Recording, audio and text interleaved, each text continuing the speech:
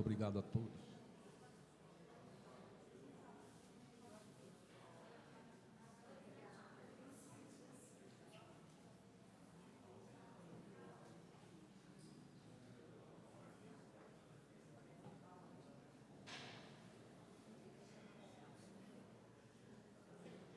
São canções novas que eu ainda não tinha apresentado.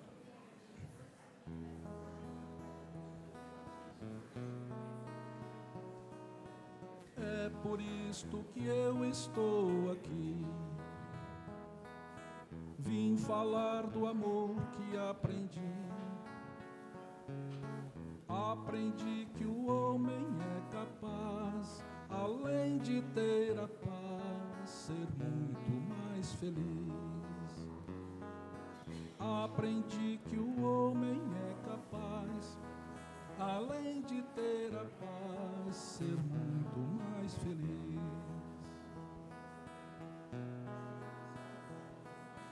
Eu não vim aqui para querer, nem por isso vim para sofrer. Vim apenas me regenerar, e quando eu voltar, sorrindo irei feliz. Vim apenas me regenerar, e quando eu voltar, sorrindo irei feliz. O amor é como um menino que chega pequenino, brincando de Jesus.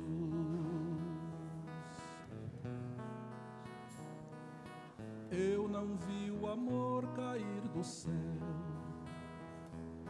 nem a paz chegar rolando ao léu, mas foi preciso antes de querer fazer por merecer e assim ser mais feliz. Mas foi preciso antes de querer fazer por merecer e assim ser mais feliz. Somente um espinho causa dor, aquele que destrói a própria flor, a flor que inspira esta canção e faz meu coração ser muito mais feliz. A flor que inspira esta canção e faz meu coração ser muito mais feliz. É o amor que é como um menino que chega pequenino, brincando de Jesus.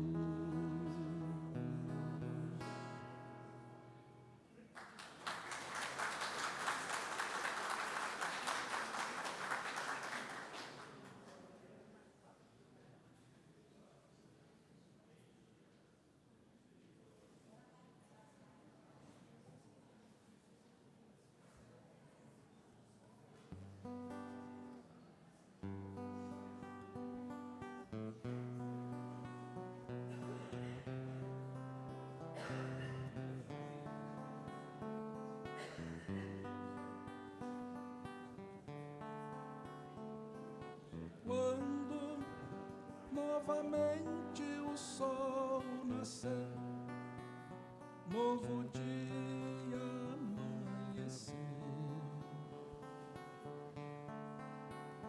pra você deixe um sorriso alvorecer, em teu rosto aparecer. Tudo que a sonhar tanto esperou, quanta lágrima rolou, sem querer.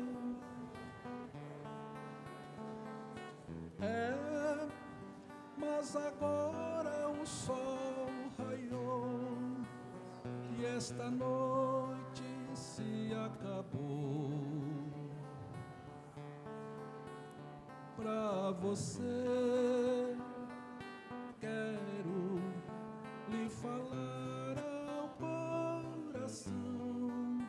Por ti eu fiz esta canção, só pra ver você sorrir. Quero que ao ouvir minha canção você sinta emoção, mas que volte a ser feliz. Quando o amor reflorescer novamente pra você, vai lembrar que a vida é o seu lugar e que espera por você sem cessar. Quando novamente o sol brilhar e a saudade apertar o coração, siga a direção da brisa mansa, a sorrir como criança, a me abraçar.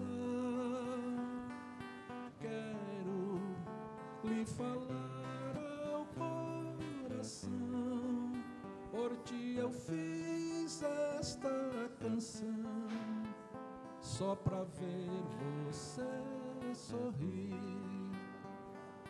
Quero que ao ouvir minha canção você sinta emoção, mas que volte a ser feliz.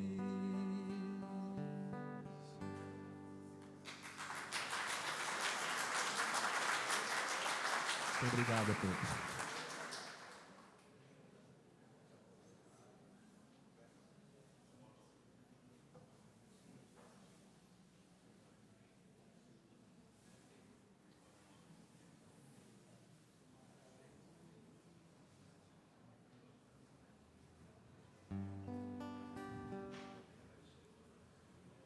Agradecendo o nosso ano novo, então.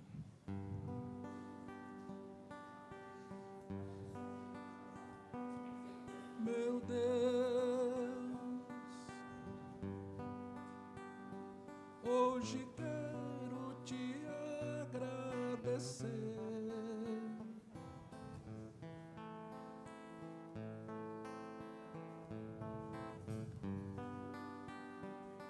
Meu Deus, hoje quero te agradecer, porque tu és minha vida, o meu ser,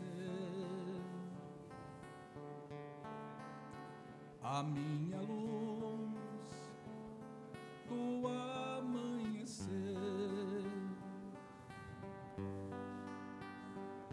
Meu Deus,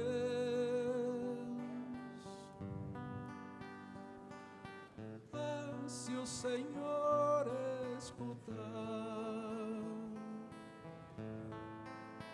o obrigado que eu digo a cantar, verás minha alma por ti se exultar.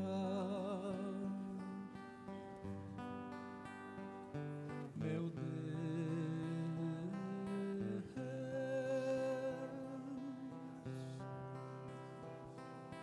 graças a ti pela vida, pelo céu e esta terra querida, e pelo amor, doce fonte da vida. Meu Deus,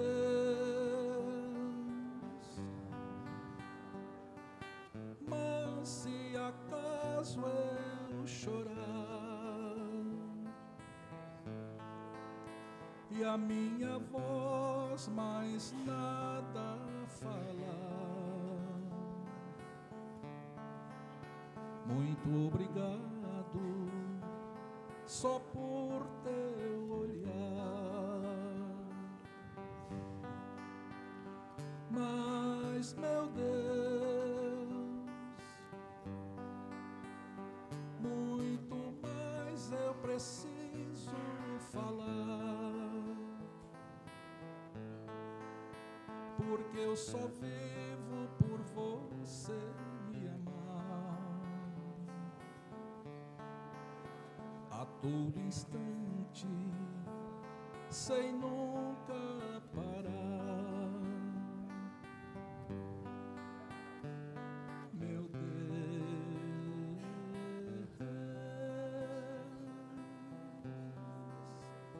meu oásis tão cheio de amor, eu te agradeço, conforto na dor.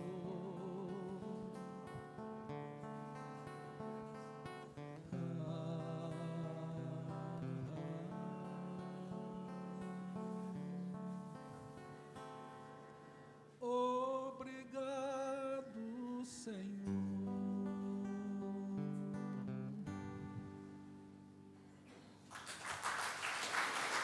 Quando ainda falta um minutinho também, a equipe. Então, bom dia novamente para todos aqueles que estão chegando. Vamos dar início ao nosso roteiro espírita dessa manhã, fazendo a nossa prece inicial.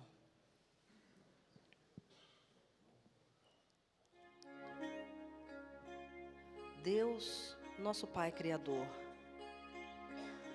pedimos suas bênçãos para que possamos aproveitar os ensinamentos que nos serão transmitidos nessa manhã. Prepara nossos corações, fortalece nossas mentes. Estamos dispostos a absorver novos conhecimentos que possam nortear nossos caminhos.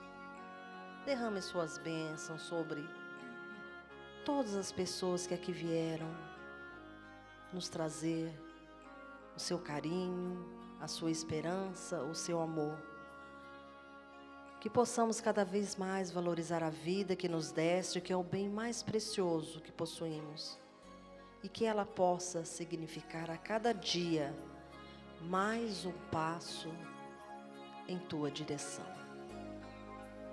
Graças a Deus.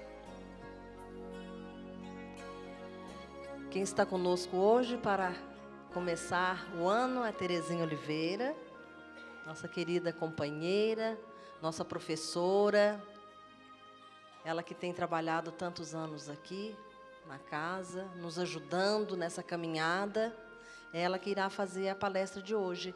E o conteúdo da palestra está contida em 2 livros escritos por ela.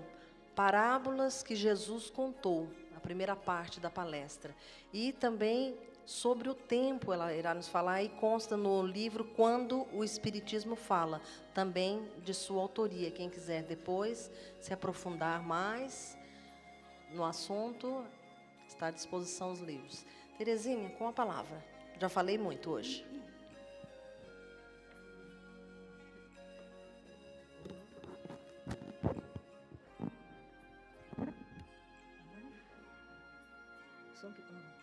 Eu vou mexer um pouquinho, que está no meu rosto.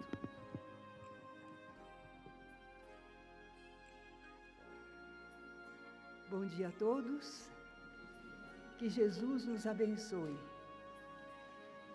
Na última palestra, que foi em dezembro, eu prometi o pedaço que ficou faltando, que era sobre parábolas na pregação de Jesus, não é?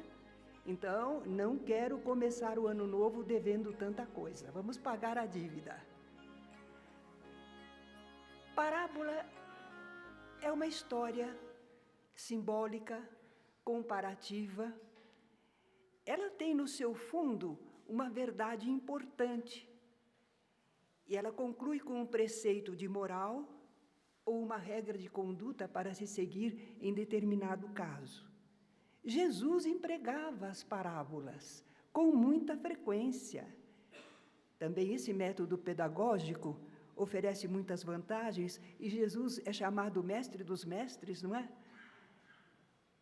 A parábola começa por impressionar e interessar mais e melhor aqueles que ouvem. É uma história. Se alguém começa um discurso muito sereno, muito solene, muito firme, as pessoas dizem, se acomoda na cadeira, a coisa vai ser longa. Mas se a pessoa diz, era uma vez, estão todos interessados. O quê? O que aconteceu? Conta logo. Então, a história é assim. Mas a parábola também, ela facilita a compreensão daquele que ouve, quando o assunto é transcendente, é muito sublime, está fora do comum, mas a comparação da parábola vai facilitar, supre as deficiências intelectuais do ouvinte. Além disso, a parábola é mais fácil de reter e transmitir. Quantas vezes grandes oradores vêm a Campinas e fazem palestras memoráveis. Quando perguntamos se nós não pudermos estar lá, e como foi a palestra? Linda! Não diga, o que ele falou? E eu não sei. Mas se contou uma história, a gente diz, ele contou uma história que, não é? É mais fácil.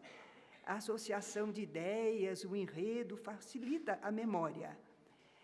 Então, Jesus, com os mais simples elementos do dia a dia, aquilo que o povo conhecia, situações comuns, coisas que ele empregava no seu trabalho, Jesus conseguia plasmar imagens de grande poesia e, às vezes, de grande impacto, para levar as pessoas a conclusões de elevada moral ou revelar alguma coisa da vida espiritual. A parábola ainda oferece um outro aspecto interessante. Como ela é simbólica, é o próprio ouvinte que tira da parábola uma conclusão. Ela permite dizer verdades que de outro modo não seriam escutadas nem toleradas, principalmente por pessoas de grande autoridade. Falando em parábolas, Jesus podia falar as mais duras verdades, sem se expor aos adversários que o queriam apanhar em falta. Como era uma parábola, a pessoa que entendia, o que entendeu, se a carapuça serviu. Diz Emmanuel que, falando em parábolas, Jesus evitava ferir, fosse a quem fosse. Que lindo comentário de Emmanuel, porque, de fato, em vez de ficar apontando, você aí que tem tal comportamento, você acolá que pensa dessa maneira, Jesus contava uma história e cada pessoa aplicava a si mesmo, mas não ficava exposta ao julgamento de ninguém. São histórias simbólicas, comparativas. Por isso, as parábolas não sofreram alterações através dos tempos, porque outros ensinos de Jesus foram deturpados pela ignorância de muitos, ou então pela má-fé de outros. Os erros das traduções, dos copiadores, dos divulgadores, tudo isso prejudicou o registro de muitos ensinos de Jesus, mas não as parábolas. Então, nelas permanece a doutrina do Cristo, viva, pura. Então, as parábolas merecem ser estudadas, como vem sendo feito ainda hoje. Estamos falando tão bem das parábolas, mas a parábola é muito interessante. Se você não entender o significado, ela é só uma historinha banal, corriqueira. A letra mata, o espírito vivifica. Jesus falou assim, e o apóstolo Paulo também confirmou. Vinícius compara a parábola com um fruto, do qual nós precisamos tirar a casca para saborearmos a polpa ou retirarmos o sumo. Mas muitas pessoas ainda não aprenderam a interpretar as parábolas evangélicas. Vamos brincar e dizer que elas comem com casca e tudo. Ah? No tempo de Jesus, isso também acontecia. O que levou os discípulos a perguntarem: Mestre, por que lhes falas por parábolas? E Jesus vai responder, mas no começo a resposta dele parece uma charada. Porque a vós é dado conhecer os mistérios do reino dos céus, mas a eles não lhes é dado. Porque aquele que tem, se dará, e terá em abundância. Mas aquele que não tem, até aquilo que tem lhe será tirado. Ah, como é que podemos entender isso? É que Jesus sabia. A maioria das pessoas o procuravam apenas para ver fenômenos. Dizem que esse homem faz maravilhas, não é? Ou para receber curas. Mas eles não se interessavam verdadeiramente pela mensagem espiritual. Aquele pessoal está conversando. Falando em parábolas, Jesus ministrava o ensino a todos, mas não o banalizava. Não banalizava. Não tornava a coisa assim muito fácil. A pessoa tinha de ouvir com atenção e pensar a respeito, para captar o sentido da mensagem e fixá-la na memória. Quem tivesse condições para isso, aprendia e se enriquecia espiritualmente.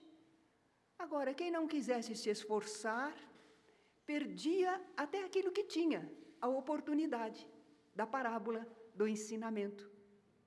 Por isso Jesus é assim, né? Até aquilo que tem lhe será tirado, não por outro, a própria pessoa deixava perder a oportunidade, não é? Os discípulos e apóstolos, às vezes, também não entendiam o significado de alguma parábola. Eles eram como nós, tinham às vezes suas dificuldades. Ah, mas eles estavam dispostos a aprender. Eles haviam renunciado a muita coisa para seguir a Jesus. E eles precisavam saber, porque eles iam dar continuidade à pregação do Evangelho. Eles eram a continuação, precisavam aprender, saber.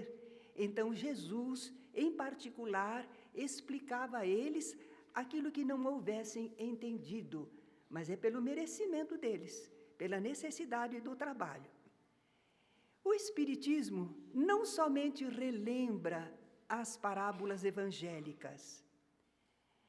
O Espiritismo traz novos ensinos espirituais, e com isso ele nos ajuda a entender o significado das parábolas, a retirar o simbolismo que está lá na mensagem cristã, a fim de pautarmos por essas regras de conduta a nossa vida diariamente.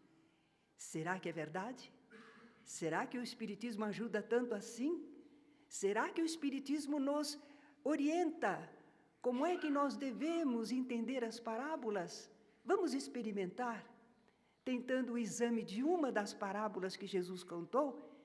Ela é chamada a parábola da rede. Jesus não dava nome às suas histórias, ele simplesmente contava as histórias. Mas o pessoal depois, para se referir àquela história, dizia, a parábola da rede, lembra? Ele falou da rede, a parábola da rede. Aí a parábola ficava batizada, não é? Recebia um nome. Então vamos ver essa parábola da rede. O reino dos céus, Jesus sempre quer comparar as coisas espirituais para aquele povo tão simples. O reino dos céus é ainda semelhante a uma rede, não é igual, é parecido, não é igualzinho. O reino dos céus é ainda semelhante a uma rede lançada ao mar, e que apanha toda a qualidade de peixes. Bem, o povo que estava ouvindo sabia muito bem o que era uma rede de pescar. Eles estavam à beira de um lago, não é? Os discípulos de Jesus também, vários deles eram pescadores, então a imagem que Jesus empregou é bem conhecida deles. Mas é claro que Jesus, através dessa imagem conhecida, quer falar de alguma coisa espiritual, um aspecto da vida do lado de lá. E essa vida espiritual é invisível, é impalpável. Ele precisa comparar para que eles consigam fazer uma ideia da vida espiritual. Torres Pastorino é um grande expositor, comentarista espírita. No seu livro Sabedoria do Evangelho, que infelizmente não é editado, mas algumas pessoas têm cópias, não é? Até o volume 8, ele fala como é essa rede. Ele diz que é uma rede de arrastão. Uma faixa de comprimento variável que pode ir de 4 metros a 50 metros de comprimento. E de largura, de altura, ela tem de 2 a 3 metros. E o lançamento é feito da seguinte forma. O barco sai deixando uma ponta da rede presa na praia e vai lá para dentro do mar, até o final da corda. E aí, então, ele começa a lançar a rede em semicírculo. E a rede vai ficando em posição vertical. Por quê? Porque ela tem, numa das bordas, cortiça e flutua. E na outra, ela tem chumbo, que a faz afundar. Então, a rede fica vertical. Ao fim do lançamento, o barco volta para a praia e traz consigo a outra ponta da corda. Então, naturalmente, a rede, ao ser recolhida assim, vai prendendo em suas malhas toda a qualidade de peixes que houver por ali. E estando cheia de Jesus, a puxam para a praia. Quando a rede ficou cheia, eles trazem para a praia. Os pescadores começam a puxar as cordas, lenta e seguramente, evitando solavancos para não perder peixes, não é? E a rede traz nesse arrastão todas as espécies de peixes, bons e maus, grandes e pequenos.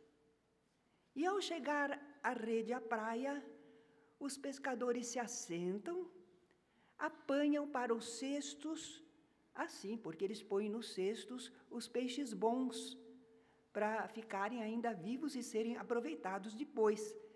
Os ruins, porém, lançam fora. Peixe bom, peixe mau. Quando é que a gente considera um peixe bom? Bom, já está na fase de adulto, está bem desenvolvido. Aquele que tem carne nutritiva, saborosa, se possível, sem sinais de anomalia. Não, nada está estragado. Então, ele está pronto para ser consumido. Esse é um peixe bom. E o peixe ruim? O peixe ruim não se desenvolveu o suficiente. A carne dele é pouca. Ou o paladar é desagradável, pode ter muitas espinhas. Ou apresenta anomalias, não serve para o consumo humano.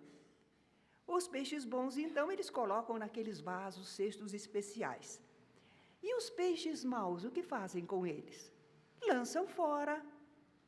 Ali na praia, joga ali na praia, vai apodrecer, vai estragar, vai comprometer o ambiente, o mau cheiro que vão causar. Não, não. Qual é a providência certa? É lançar de volta ao mar. Claro, não serve para mim, deixa lá no mar. Depois de lembrar essas cenas e figuras, tão conhecidas dos seus ouvintes no dia a dia, Jesus então conclui a sua parábola. Assim será na consumação dos séculos. Virão os anjos e separarão os maus dentre os justos, e lançá-los-ão na fornalha de fogo, e ali haverá pranto e ranger de dentes. Nós com o Espiritismo vamos decifrar isso logo, logo, não é? Mas para o pessoal deve parecer ameaçador, não é? Eu vou para o fogo do inferno, né? A pessoa deve ficar horrorizada. Bem, Vamos ver à luz da doutrina espírita essa parábola. Jesus fez uma analogia entre mar, peixes, pescadores, rede e a nossa vida espiritual, o reino dos céus, a vida do Espírito. O que será que ele encontrou aí para achar essa analogia, não é? Vamos ver o mar. Qual será esse mar? Eu estive pensando, o planeta Terra nos parece sólido e firme, mas 3/4 partes dele são água. Terra é planeta água, é muito mais água do que terra. O nosso corpo, maciço, sólido, é nada. Ele tem 65% de líquidos. Nós não sabemos, não é? Na atmosfera terrena, a gente olha assim ao redor, ela é composta de oxigênio e outros gases. Vocês já viram, quando eles filmam os paraquedistas, eles não parecem nadar na atmosfera, flutuando, não é? Além disso, nós temos cercando a Terra uma atmosfera de fluidos, é a atmosfera fluídica que envolve a Terra. Nós estamos envoltos nessa atmosfera não só de ar, mas de fluidos também. Quando nós começamos a pensar assim, olha, a vida material neste nosso mundo pode ser comparada a um grande mar. Nós estamos mergulhados nesse grande mar. Somos nós, os peixes, que vivem neste mar. Nele nós estamos vivendo, nos desenvolvendo. Quando encarnamos, nós mergulhamos nesse mar, não é? E nós, seres humanos, somos peixes de diferentes tipos. Os espíritos não são todos iguais, não estão no mesmo grau de desenvolvimento, não é? Olha os tamanhos diferentes de peixes também, qualidades e tamanho. Por que varia o grau de desenvolvimento? Bom, a nossa individualização como seres espirituais se deu em épocas diferentes, nem todos aproveitaram bem as oportunidades evolutivas. Então, no mar da vida, cada um de nós usa de suas faculdades conforme sabe e pode, e dentro do livre-arbítrio que Deus nos concede, cada um vai progredindo, mais ou menos rapidamente. Por isso, a diferença entre nós. Peixes bons, aquelas pessoas que apresentam um desenvolvimento de acordo com o quê? Com a média espiritual possível para o nosso planeta, o grau de evolução que o nosso planeta ensejaria, o melhor grau de desenvolvimento aqui. Então, essas pessoas que são peixes bons, será que nós somos? Peixes bons. Por que eles são bons? Porque eles são nutritivos. Não, mas os outros não nos comem. Comem sim. Quando nós somos úteis, prestativos, aquilo que nós somos, não é? Serve às pessoas. Quando somos saborosos, agradáveis, amáveis. Quando não temos anomalias prejudiciais, como quando somos íntegros, justos. Então, somos peixes bons. E peixes maus? São aqueles que ainda estão pequenos, quer dizer, pouco desenvolvimento, pouca evolução. A carne é pouca, quer dizer, eles não servem para o bem geral. Não são prestativos. Tem mau paladar, eles são frios, sem calor humano. E alguns são espinhosos, espetam, não é? Com suas palavras, com seu modo de ser agressivo, irritadiço. E outros têm anomalias perigosas, vícios, malícia, deslealdade, cuidado com eles, não é? E a rede? O que poderia a rede simbolizar? Nós somos os peixes, a terra é o mar. O que é que diariamente colhe em suas malhas inexoráveis toda espécie de pessoas, bons e maus, ricos e pobres, grandes e pequenos, sábios e ignorantes, e as tira da vida terrena em que estavam mergulhados? Acho que alguém já concluiu, é a morte. Lá vem ela, olha a rede, cuidado com ela, não é? É a morte que nos apavora tanto, não é? Tanta gente tem medo da morte. É a divina lei da desencarnação que iguala todo mundo. Não precisaríamos ter medo da morte, porque nós não somos peixes que vão ficar fora d'água. Nós já existíamos antes do corpo. Nós já éramos seres que viviam sem o corpo. Quando o corpo faltar, nós continuaremos vivendo. A morte só nos reconduz ao nosso estado natural de seres espirituais. Libertos da matéria, nós vivemos a vida espiritual na imortalidade, não é? Mas não compreendemos assim e nos apavoramos tanto, não é? E a praia? Ai, a praia é um símbolo muito bom para aquela região limítrofe que fica entre o plano fluídico e o terreno, quando está saindo da terra e está chegando ao plano espiritual. É ali que aportam os que foram puxados pela rede da morte. Nessa praia fluídica, entre a terra e o mundo espiritual, tem lugar a seleção entre bons e maus. Espíritos superiores, os anjos, não é? Mensageiros do Senhor.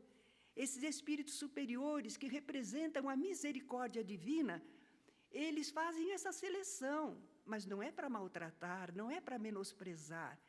Eles supervisionam a situação das criaturas colhidas pela rede da desencarnação, porque o objetivo deles é favorecer quanto possível o aproveitamento das criaturas e a sua orientação na continuidade da vida. Os justos são aqueles que estão de acordo com a justiça divina, cumpriram sempre as leis de Deus. Então, eles conseguem permanecer no mundo fluídico. Eles já apresentam condições de serem úteis do lado de lá. Eles têm aplicação, aproveitamento na vida espiritual. Então, nós temos grandes vultos da humanidade. Lá estão, nós costumamos olhar para o alto, não é? Mas estão na vida espiritual, nos planos superiores da vida. E de lá eles continuam a estimular o movimento dos seus companheiros na terra, não é? A dirigir serviços meritórios, inspirar coisas boas para a humanidade. Eles não estão afastados de nós, esquecidos de nós, mas eles estão vivendo num plano diferente, têm muitas atividades que nós nem conhecemos ainda, mas continuam a vibrar, pensar e sentir.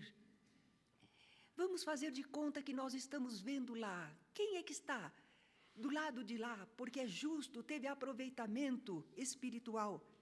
O benemérito Albert Schweitzer, aquele grande homem, que tinha sua religião e que vivia para o semelhante, que criou um ambulatório, hospital para os leprosos lá na África, que doou sua vida em benefício deles. Albert Schweitzer certamente está por lá, não é? Madre Teresa de Calcutá, certamente ela está por lá também, não é? E Gandhi, o apóstolo da não violência, certamente também está. E os queridos vultos espíritas, Allan Kardec, Bezerra de Menezes, Eurípides Barçanufo, Chico Xavier, eles estão do lado de lá. São os justos, os cumpridores da lei divina. E os maus? Os maus são aqueles que ainda, eles vão atingir o bem, mas ainda não atingiram aquele desenvolvimento médio que a evolução na Terra permite, não é? Então, se eles ainda não alcançaram esse nível, eles não podem, por agora, permanecer no mundo fluídico com proveito, não. Eles não sabem trabalhar lá, eles não sabem servir do lado de lá. E para onde é que eles irão? Vão ser abandonados na praia, naquela região limite entre o mundo e o além? Vão ficar vagando por aí como almas penadas? Os pescadores não deixam os peixes ruins na areia da praia. O que é que eles fazem? Restituem ao mar. Então, eu acho que é lógico que a gente pode concluir que aqueles maus, quer dizer, que ainda não estão bons, são lançados de volta ao mar, à terra. Eles voltam para a terra pela reencarnação. A misericordiosa lei divina, não é? Que está acontecendo sempre e permite que os espíritos pouco evoluídos vão continuando seus esforços pelo próprio progresso. Não há essa destruição, existe esse aproveitamento no que é possível. Então, cada pessoa que desencarna, que foi apanhada pela rede da morte, para ela chegou o fim. Não o fim do mundo. Chegou o fim de uma existência terrena. Chegou o fim de uma encarnação. E vamos dizer que esse é o seu ciclo individual de evolução. Ela findou um ciclo, uma encarnação, uma existência. Ela vai ter outros, mas esse ciclo ela encerrou, não é?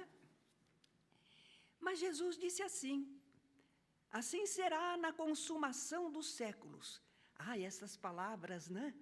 Consumação, consome os séculos, que coisa terrível. Será que o mestre está aludindo ao fim dos tempos? Ao fim do mundo, como algumas pessoas acreditam que vai existir? Um completo aniquilamento de tudo? Nós olhamos para a parábola e vemos que a rede não aniquila a humanidade, não é? A rede da morte aniquilou a humanidade? Não. Ela acabou com o mundo? Não. Então, como é que a gente vai entender essa consumação dos séculos de que fala Jesus? É o fim de um ciclo de evolução coletiva, em conjunto. Não é o fim de uma vida de uma pessoa.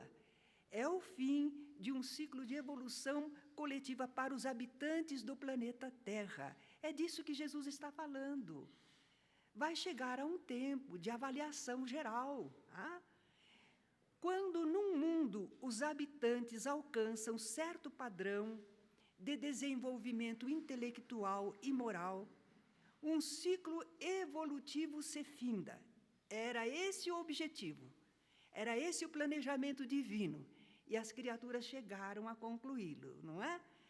Então, quando finda esse ciclo evolutivo, para esse mundo começa uma outra escala, uma outra fase da elevação na classificação geral. A Terra é um planeta de provas e expiações, por enquanto, porque no grau em que se encontram os seus habitantes, essas experiências, provas, expiações, ainda são indispensáveis ao nosso desenvolvimento, ao nosso aprimoramento. Mas quando os habitantes da Terra alcançarem determinado grau de progresso, a Terra vai passar a mundo de regeneração. É um mundo melhor organizado, com menos problemas, mais feliz, ainda com muita coisa por realizar e reajustar, mas bem mais feliz, não é? Então, nessa consumação dos séculos, que são tarefas, são provas que levam muito tempo, séculos mesmo, não é? Mas quando se findar essa programação de séculos, são séculos marcados, depende do desenvolvimento das criaturas. Quando chegarmos ao fim do ciclo evolutivo para o planeta Terra, que vai acontecer? Jesus diz lá na parábola, virão os anjos, os mensageiros espirituais, e separarão os maus dentre os justos. Vai haver essa grande avaliação geral. E olha, há um aspecto aí que pode preocupar alguns, porque eles vão precisar expurgar, tirar fora os que não acompanharam o progresso intelectual e moral médio, previsto, possível para a humanidade terrena. Era possível. É uma avaliação de fim de ano, não é? É uma avaliação. A análise e classificação será feita segundo o estado evolutivo da criatura. Os pensamentos e sentimentos que a pessoa abriga. as obras que ela realizou, o que é que ela fez? E com a mensagem espiritual do Evangelho, divulgada, e agora à luz do Espiritismo melhor entendida, o que é que a pessoa fez nas suas romagens terrenas? E nesse plano espiritual, será impossível esconder a nossa situação. Aqui a gente mascara, não é? Com palavras, com aparência, com jeitos, mas espiritualmente não há como esconder. A nossa situação vai se revelar em tudo que nos é próprio. O nosso estado vibratório, o que é que nós vibramos? Com o que nós sentimos? Os efeitos das nossas vivências, o aspecto e densidade do nosso perispírito, a nossa sintonia mental, tudo isso vai permitir que esses espíritos mensageiros façam uma avaliação nossa, muito eficiente, muito correta, sem engano nenhum. A isto se poderia chamar juízo final. Um balanço geral. Será uma avaliação da humanidade terrena ao fim de um ciclo de evolução coletiva para o nosso planeta. Os justos, aqueles que satisfizeram a lei de progresso no devido tempo. Eles terão direito a habitar a terra regenerada. Lembram de Jesus no Sermão da Montanha, falando que os mansos herdarão a terra? Eles vão poder usufruir da paz e felicidade que a terra, então, já estará oferecendo. E os maus? Os maus são aqueles demorados, recalcitrantes, os que ainda não quiseram ou não souberam se modificar para melhor. O que vai acontecer com eles? Lançá-losão na fornalha ardente. É uma expressão simbólica, não pode pegar ao pé da letra, não é? Fornalha ardente, fogo, fogo purifica, não é? É um processo purificador, não destruidor. Na obra divina nós já estamos aprendendo, na natureza nada se perde, nada se cria, tudo se transforma. Como vamos pensar em aniquilamento? Acabar, não existir. Não há destruição, somente transformação. Então, esse lançá-losão na fornalha ardente, vamos entender assim: os maus serão encaminhados a mundos inferiores, onde continuarão sua luta evolutiva. Ah, é? Só isso? Ah, mas para o espírito banido, a terra que ele terá deixado será como um paraíso perdido. Como era bom, como a terra estava bem organizada. Olha onde eu vim parar. Olha que mundo, olha que dificuldade.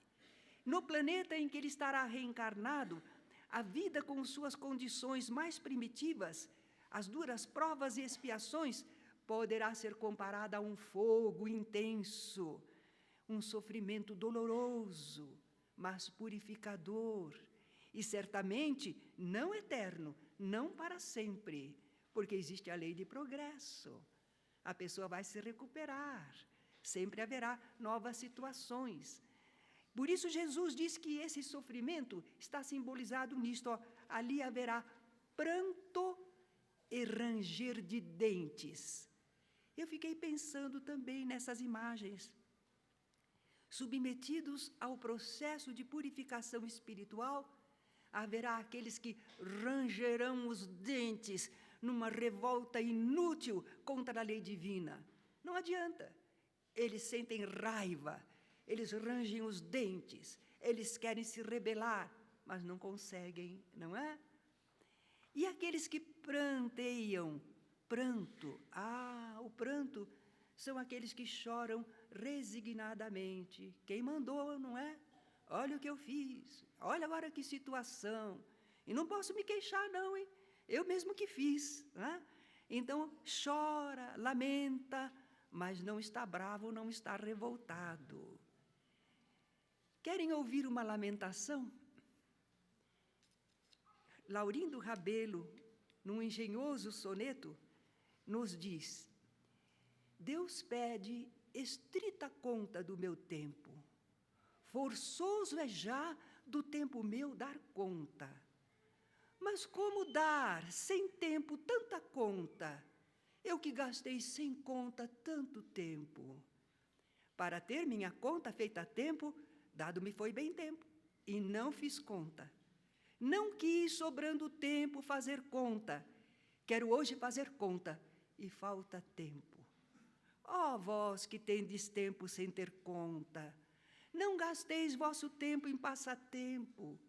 Cuidai enquanto é tempo em fazer conta. Pois se os que contam com seu tempo fizessem desse tempo alguma conta, não choravam como eu o não ter tempo. Como estamos num começo de ano, não é? Acho que é bom a gente pensar sobre o tempo de nossa vida, a duração nossa aqui nesta terra, não é? Nesta encarnação. Como estamos empregando o tempo da nossa vida terrena? Aprendemos no Evangelho algo muito interessante. A hora vem, e agora é. Mas se a hora vem, como é que já é? A hora, o momento de progredir vem para todos nós. A hora das experiências, dos aprendizados, das lutas, das dificuldades, a hora vem. Mas agora já é para aquele que assim quiser entender, aquele que estiver vigilante, atento. É a hora, não é depois, é agora. Jesus também contou uma parábola. Ele disse que um homem tinha 2 filhos, e ele pediu a um: filho, vai trabalhar hoje na minha vinha? Ele disse: sim, pai, mas não foi. Disse o pai ao outro: filho, vai trabalhar na minha vinha. Ele respondeu: não quero, mas depois arrependido ele foi. E Jesus disse que aquele que cumpriu a vontade do pai foi o segundo, apesar de ter dito não quero, mas se arrependeu e foi. Então nós já temos respondido com rebeldia e indiferença às leis divinas. Não quero. Mas agora é hora de mudar de disposição, é hora de arrependimento, é hora de ir colaborar com o Pai, com Deus, nas suas leis, para servir, ajudar, socorrer a humanidade. É hora de nos evangelizarmos. O que é evangelizar-se? É nós começarmos a cotejar nossos atos com os ensinos de Jesus na sua boa nova. Nós compreendermos o que querem dizer aqueles ensinos, qual a sua utilidade, e procurarmos segui-los, vivê-los. Já é hora de socorrermos e lenirmos a humanidade no que for possível, antes que haja o desespero geral. Estão percebendo que o povo está ficando revoltado, agressivo, descontrolado?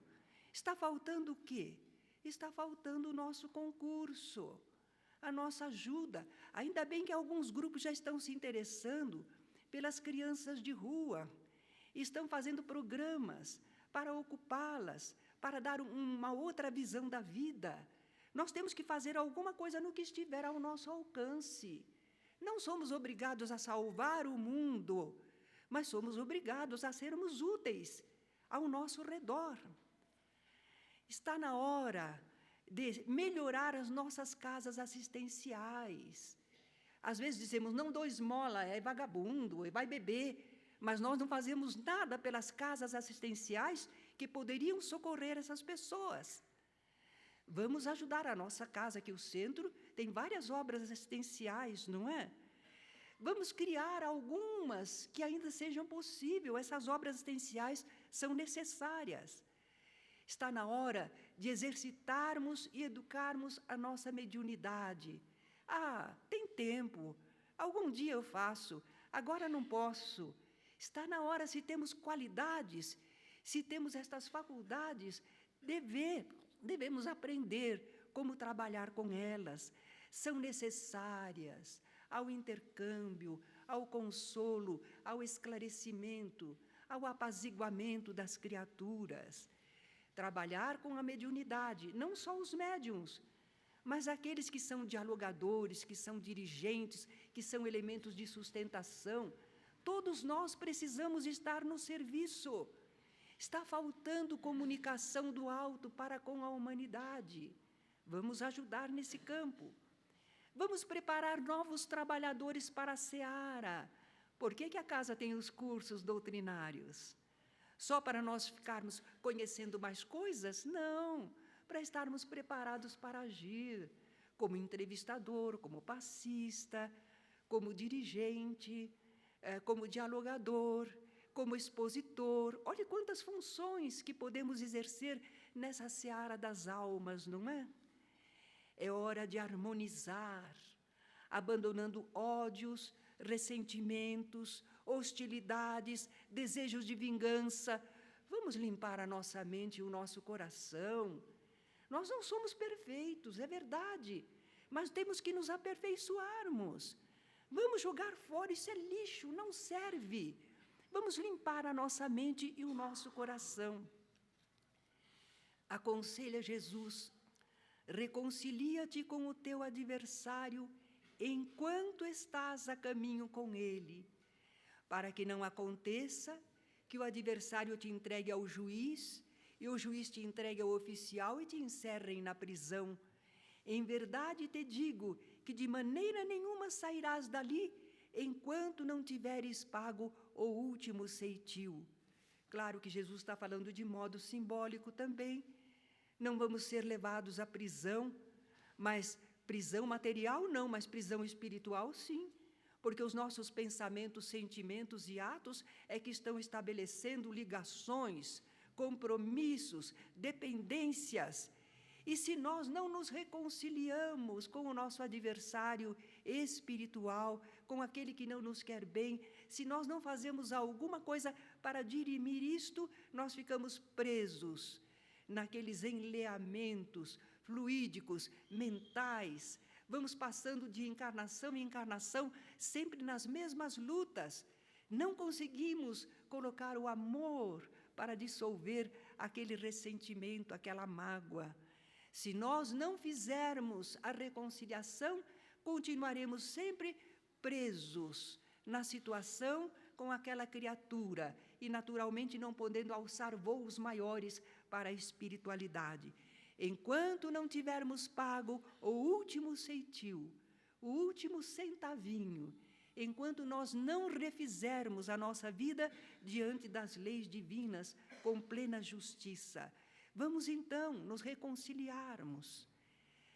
Quando Jesus estava no horto, no seu momento de agonia moral, sofrendo porque as criaturas o estavam rejeitando, ele pediu aos apóstolos que ficassem ali e orassem e velassem com ele. Mas os apóstolos adormeceram. Diz um evangelista que eles estavam cansados, que era de tristeza, mas eles adormeceram, não atenderam ao pedido de Jesus. Mas agora é hora de vigilância, de atenção. Quando Jesus voltou, indagou a ele: nem uma hora, Pedro, pudeste velar comigo? Nem uma hora. Será que nós não podemos velar uma hora que seja para fazer o bem, para pensar o bem? Não vamos dormir espiritualmente, não vamos nos abater pelas dificuldades, não vamos desanimar nem mesmo ante as tristezas. É hora de vigilância, é hora de estarmos atentos. E é hora também de trabalho intensivo. O trabalho ocasional, esporádico, também tem seu valor. De vez em quando a gente faz alguma coisa de bom, tem seu valor. Mas sabe o trabalho que nos recupera a alma? Aquele trabalho que reajusta o nosso eu espiritual? O trabalho que consolida e aperfeiçoa as nossas conquistas no rumo da perfeição? Esse não é o trabalho esporádico, não. É o trabalho incansável, devotado, perseverante, feito dia a dia, todo dia. Não é fazer hoje e amanhã, não. É aquele esforço para o bem. Se nós seguirmos essa linha de trabalho, de esforço para o bem, então nós teremos a oportunidade de nos renovarmos verdadeiramente. Não estamos menosprezando aquele esforço esporádico que se faz de vez em quando, ainda pelo menos de vez em quando. Mas se nós queremos aquilo que o povo chama de salvação, e que em verdade é nós alcançarmos um grau de desenvolvimento maior, ficarmos livres das injunções que acompanham as pessoas ainda com muita imperfeição espiritual, se queremos alcançar um estado de paz, de confiança, de compreensão, nós temos que perseverar na ação para o bem.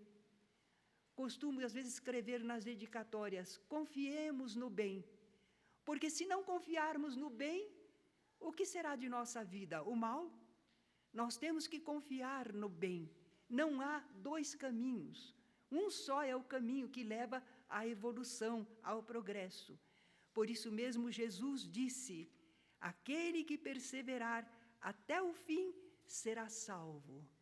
Se perseverarmos até o fim daquela dificuldade em casa, se perseverarmos até o fim naquele estudo que estamos fazendo, se perseverarmos até o fim na dedicação em família, pais para com os filhos, filhos para com os pais, se perseverarmos na dedicação ao conhecimento espiritual que já temos, se perseverarmos assim, iremos nos libertando de tudo aquilo que nos prende para a retaguarda, de tudo aquilo que nos segura, de tudo aquilo que nos engancha, que não nos deixa livres para seguir para o mais alto.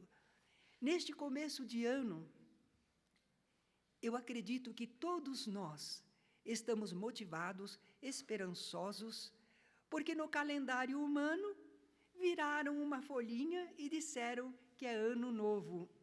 Mas o ano é novo, se nós fizermos assim, se nós começarmos a mudar a nós mesmos e aproveitarmos a oportunidade. É tempo ainda. Ainda a rede da morte não passou. Nós estamos aqui peixes, mergulhados neste mar divino, cheio de oportunidades, e podemos crescer, e podemos melhorar, podemos nos aprimorarmos, tanta coisa a fazer. É tanta que nós, às vezes, temos mais o problema de escolher. O que é que vamos fazer de bom? Podemos fazer muito, muito de bom. Não somos inúteis, não. Nós somos seres inteligentes, criados por Deus, espíritos que já estão no grau médio de evolução do planeta Terra. Nós somos criaturas que têm um desenvolvimento intelectual. Às vezes não temos uma cultura de academia, mas nós temos o nosso desenvolvimento intelectual. Nós temos já conhecimentos e exemplos. Nós temos o nosso coração, que pode ser mais enternecido. Uma coisa que a gente às vezes fica preocupada é que o brasileiro copia muito o estrangeiro, que copiem as coisas boas, mas não copiem o endurecimento de coração. Porque uma coisa linda no povo brasileiro é essa ternura, essa simpatia, essa jovialidade, e nós não podemos perder. O brasileiro vive num país que realmente oferece muitas condições. É um país tropical, é um país cheio de luz. Dizem alguns astronautas que, passando sobre o Brasil, se encantaram com a intensa luminosidade que eles não sabem a que atribuir. Vamos dizer que seja o povo brasileiro, vibrando, sentindo para o bem, querendo amar, querendo que todos vivam em paz. Somos nós, essas criaturas. Não vamos nos diminuir, não. Vamos progredir, daí para mais. Que o Senhor nos abençoe e que este novo ano de 2009 consiga fazer que realizemos, cada um de nós, um grande progresso, uma grande realização, e que nos tornemos peixes mais úteis, nutritivos, saborosos. Que o Senhor nos abençoe.